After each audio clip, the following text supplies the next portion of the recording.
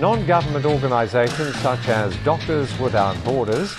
Right now you can see that a new patient has just come in. The medical equipment is not coming. It is very serious. And if we don't move now, we will lose patients.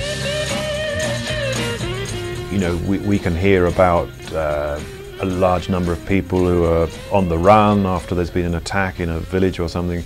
It's very difficult to get an overview of how people's health has been affected. So, whereas if MSF are already there and they're saying, this is what we're seeing, X number of people coming through, these are the problems they're facing, that's the kind of information that helps a lot. Having a close relationship with MSF enabled me to then keep up to date on what was happening in very isolated areas, and literally a phone call away you can suddenly know there's been an attack which may have taken a day or several days to come out via other means. C'est effectivement souvent très lourd de devoir accueillir des équipes de communication. Or, souvent, ils ne réalisent pas la nécessité vraiment de communiquer sur nos projets. C'est essentiel car ça nous sert à montrer à l'extérieur ce que MSF fait et ça nous sert également à montrer à l'extérieur ce que les populations vivent.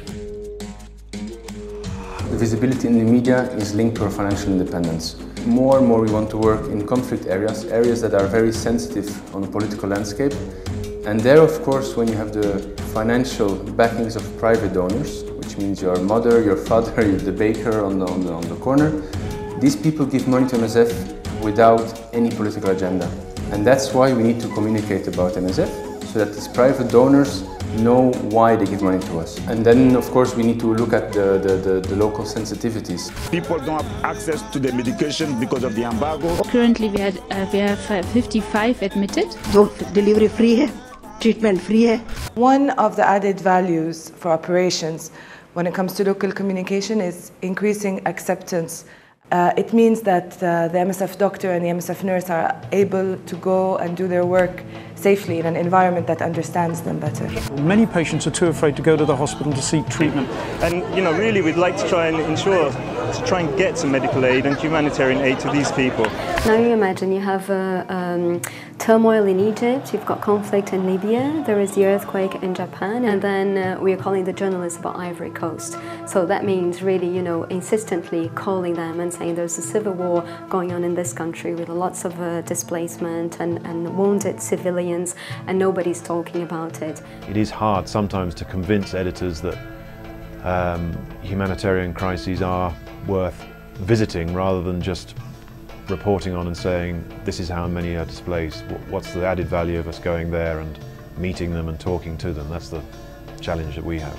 So it is a lot of effort. You have to not only send your material but do a lot of follow-up calls, and really you have to convince the journalists that that is a story that is worth telling.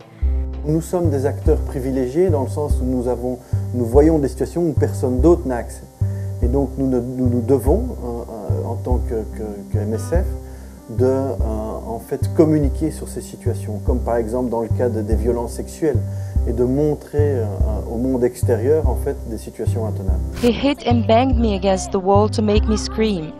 Since we did not scream, we were beaten more and more, stronger and stronger. This is the place where the violence started in Fizi on the 1st of January.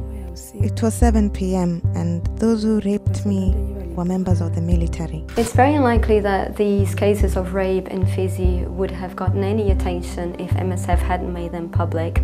So in that particular case, following the press release, reporters started coming to Fizi. The UN put pressure on the army to investigate the cases. Some soldiers were arrested, and later on some leading figures were tried and convicted. Donc c'est toujours un exercice difficile car il doit être mesuré avec les risques qui sont pris, notamment pour les patients et pour le personnel de santé. Il y a toujours une des possibilités, c'est qu'on se fasse même plus ciblé en conséquence, car forcément on va avoir des gens qui ne vont pas aimer cette prise de parole.